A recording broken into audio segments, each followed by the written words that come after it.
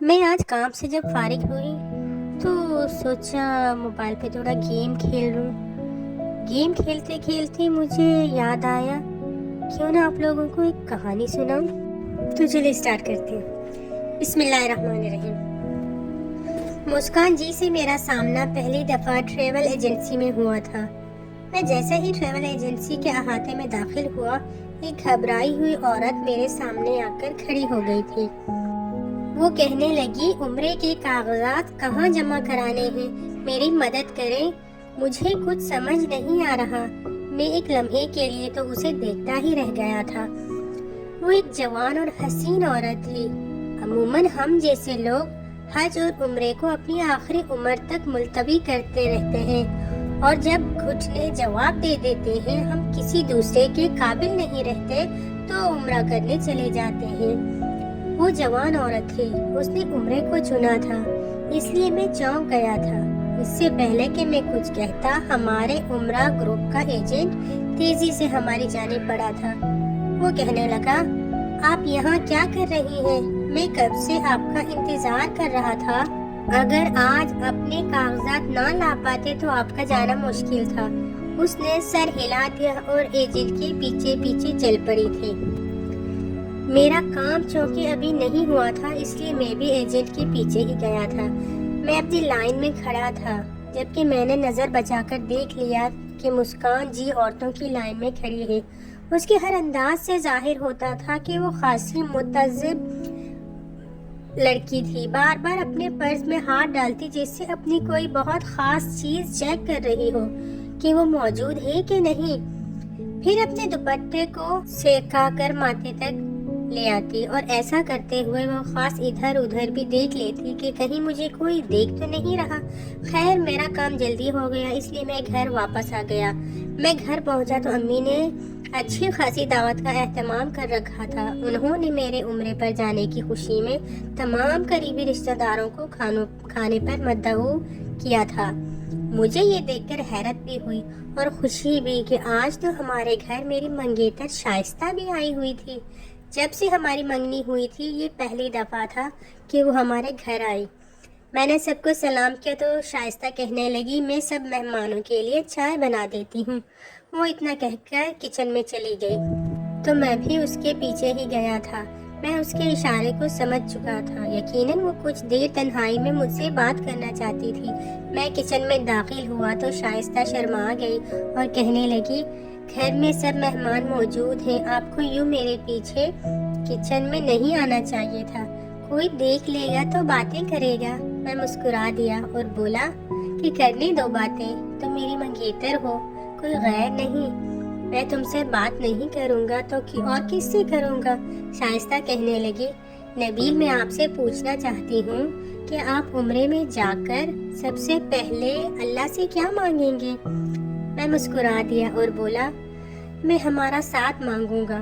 وہ ہنسی تھی، کہنے لگی، میری بھی یہی خواہش ہے کہ ہم جلد از جلد ایک ہو جائیں، لیکن نہ جانے امی نے یہ کیوں رٹ لگا رکھی ہے کہ جب تک آپ اپنی ذاتی مکان نہیں بنا لیتے شادی نہیں کریں گے، اور پھر آپ نے بھی تو گھر بنانے کی بجائے پہلے عمرے پر جانے کا ارادہ کر لیا ہے۔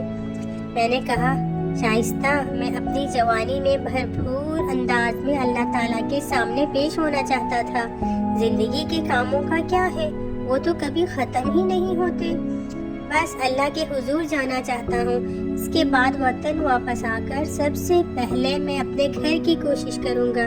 تم جانتی ہو کہ میری تنخواہ بہت اچھی ہے۔ شائستہ میری بات سن کر خوش ہو گئی۔ وہ کہنے لگی، میرے لیے بھی دعا کیجیے گا، میرے دل میں جو ارمان ہیں وہ جلد پورے ہو جائیں۔ میں ہنس دیا اور بولا، میں جانتا ہوں تمہارے دل میں کیا ارمان ہے، تم بھی شادی کرنا چاہتی ہو۔ تو وہ کہنے لگی، ہاں ایسا ہی ہے۔ کچن میں پھر امی آ گئی تو میں باہر نکل گیا۔ صبح میری فلائٹ تھی، مجھے اپنی تیاری بھی کرنی تھی، لیکن پہلے میں مہمانوں کے پاس جا کر بیٹھ گیا، اور پھر کھانا وغیرہ کھا کر جب سب مہمان اپنے اپنے گھروں کو روانہ ہو گئے تو میں اپنی تیاری کرنے لگا تھا۔ امی بھی میرے پاس آ کر بیٹھ گئی اور کہنے لگی، بیٹا، تم جانتے ہو کہ اللہ نے اپنے خلق کی خدمت کو کتنی اہمیت دی ہے؟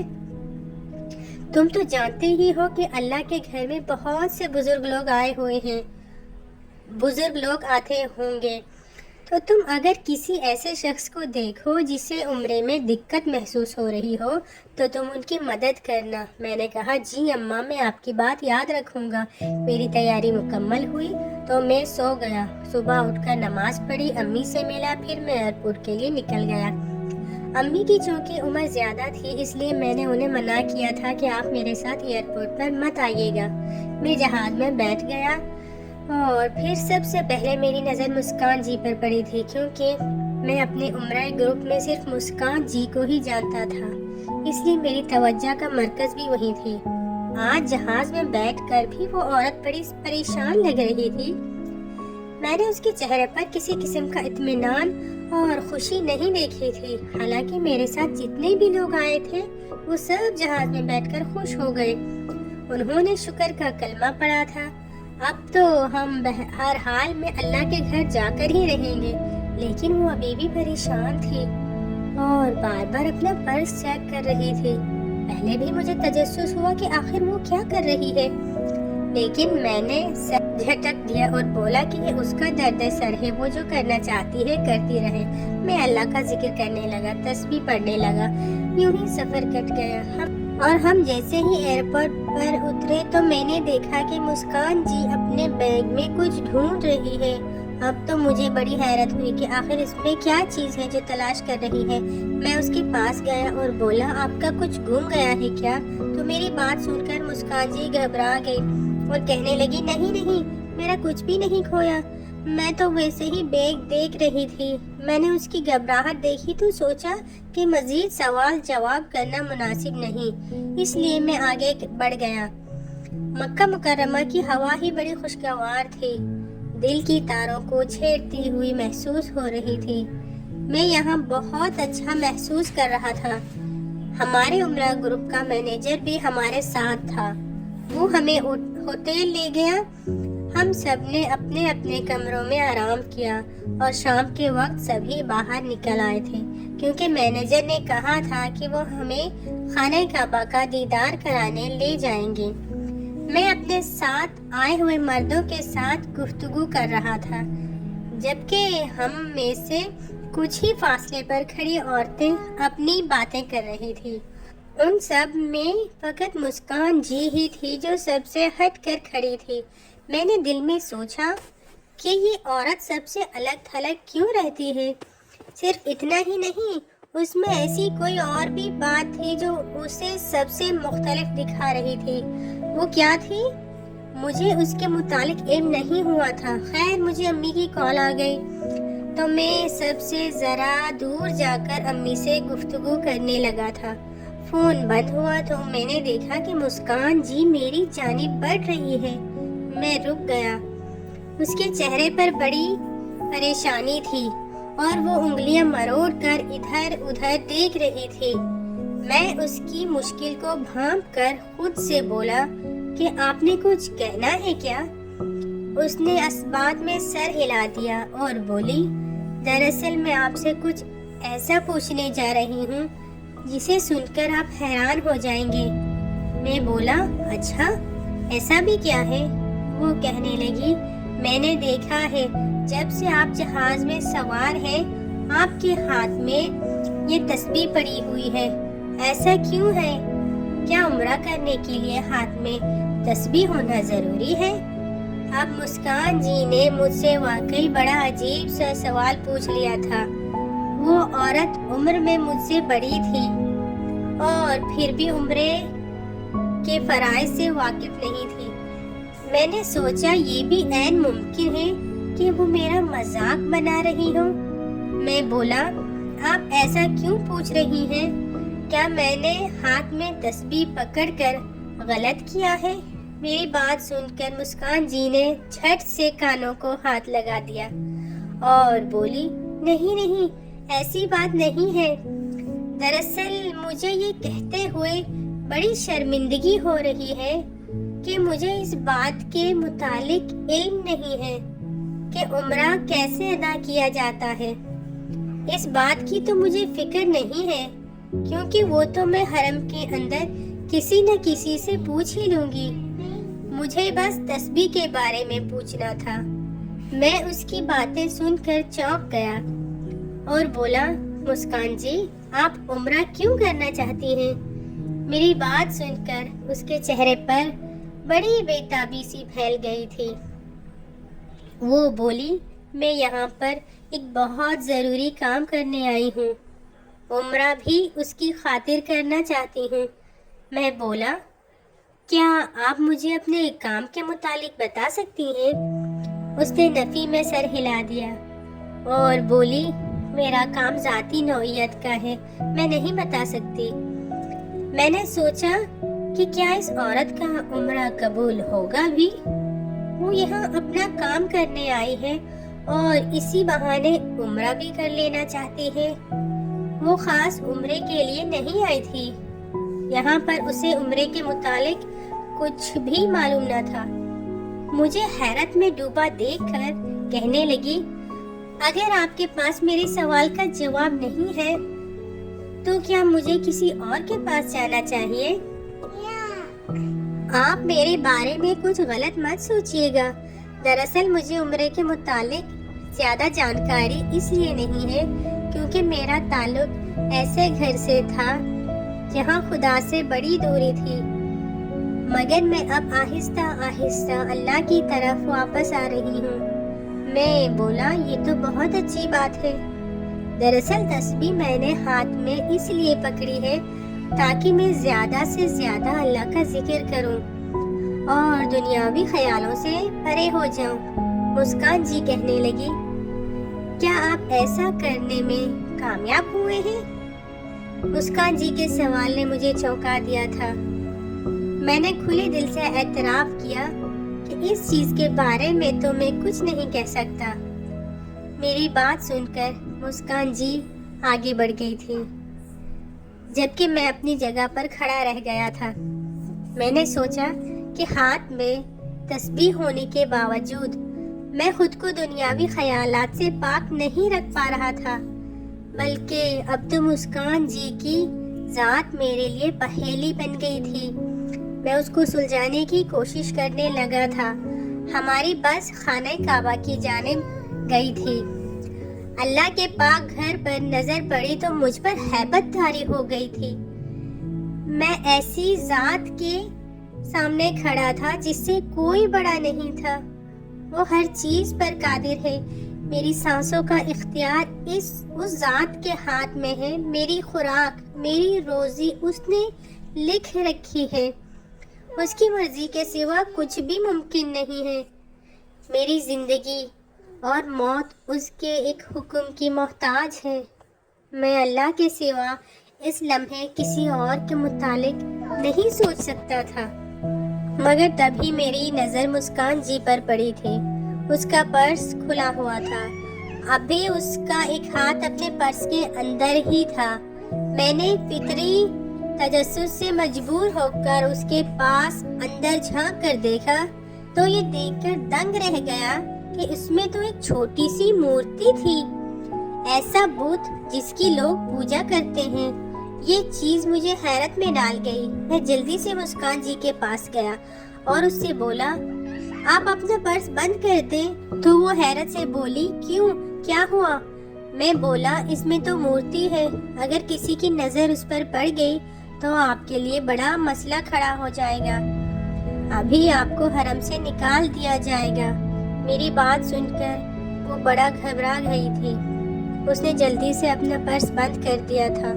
میں بولا, یہ آپ کے پاس کہاں سے آئی؟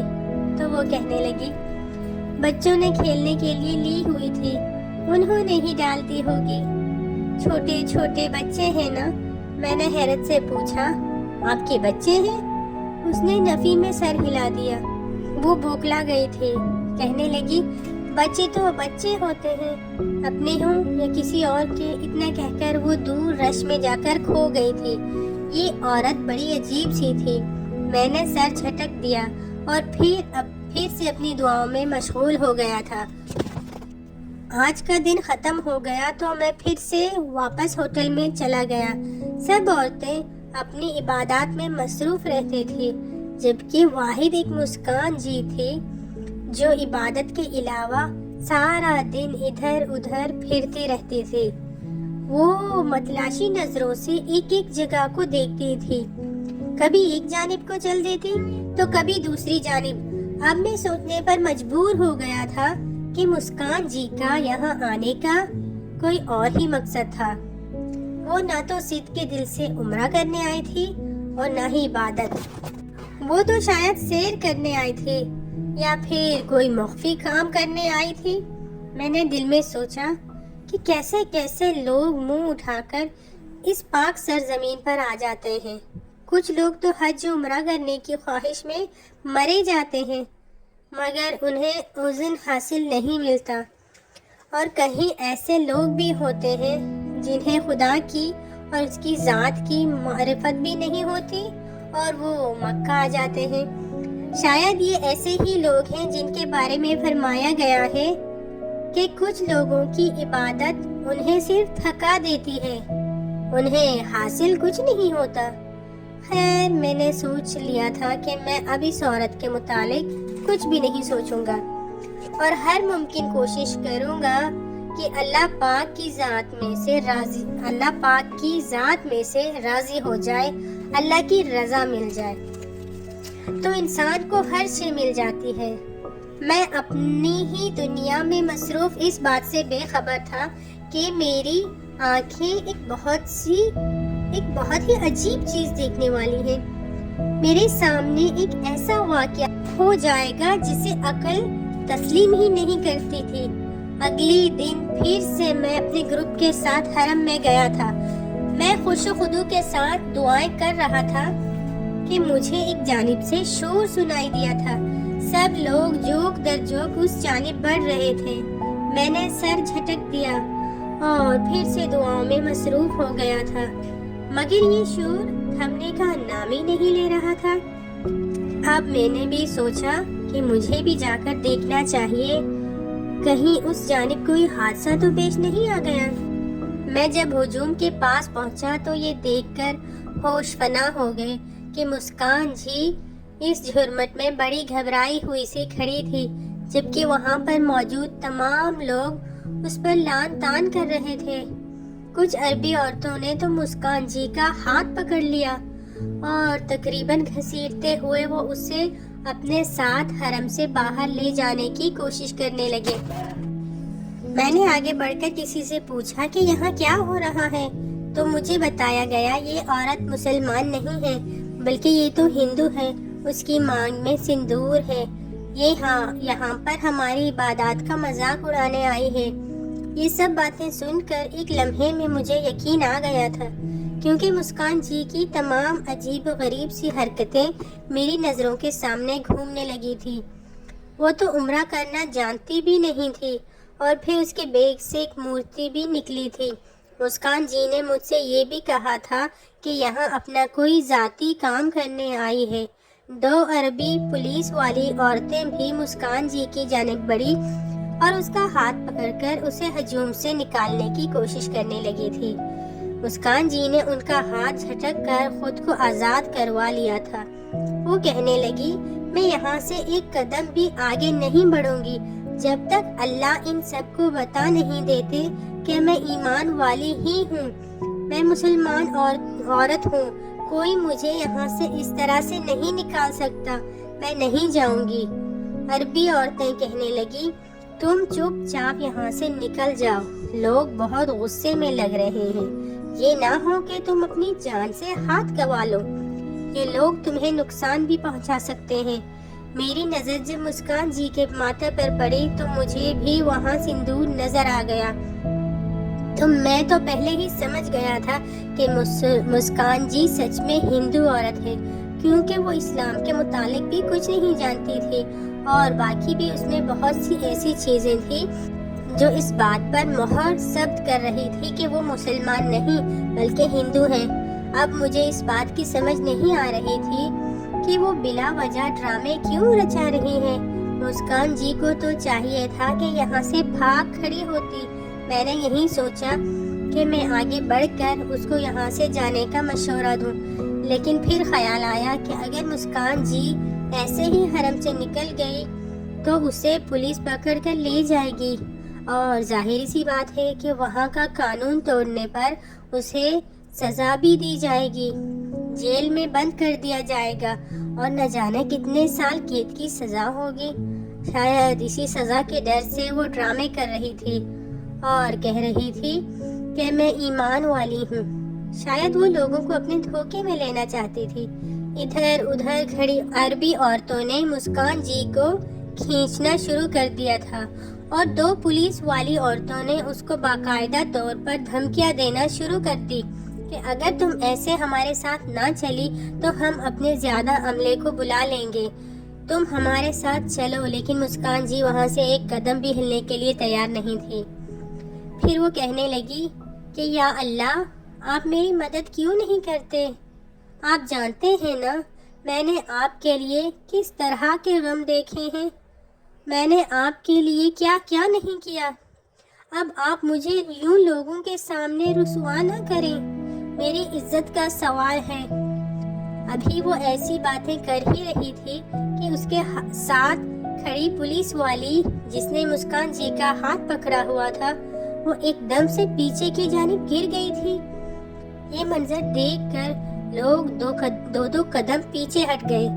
اب وہاں پر بڑی حیرت کی فضا پھیل گئی تھی، سب لوگ حیران تھے۔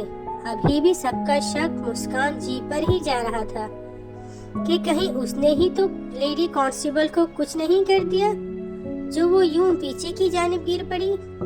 ابھی پہلی پولیس والی اٹھی بھی نہ تھی کہ دوسری بھی بے ہوش ہو کر نیچے گر گئی تھی۔ اب تو باقاعدہ عورتوں نے چیخیں مارنا شروع کر دی تھی۔ اب دونوں لیڈی کانسٹیبل بے ہوش پڑی تھی اور سب زائرین حیران کھڑے تھے کہ یہ کیا ہو گیا۔ اس سے پہلے کہ لوگ کچھ کرتے، اچانک سے وہ دونوں پولیس والی اٹھ کر کھڑی ہو گئی۔ وہ دونوں بہت گھبرائی ہوئی تھی۔ پہلی عورت تو مسکان جی کے قدموں میں گر پڑی، جبکہ دوسری پولیس والی نے اس کے ہاتھ چومنا شروع کر دیے تھے اور کہنے لگی ہمیں معاف کر دو، ہم نے تم پر شک کیا، تم تو سچ میں بڑی ایمان والی ہو، تم تو سچ میں پاک ہو، ہمیں معاف کر دو، ہم نے تمہارے ساتھ یہ سب کیا۔ مسکان جی کے چہرے پر مسکراہٹ تھی اور آنکھوں سے لگاتار آنسو بہہ رہے تھے۔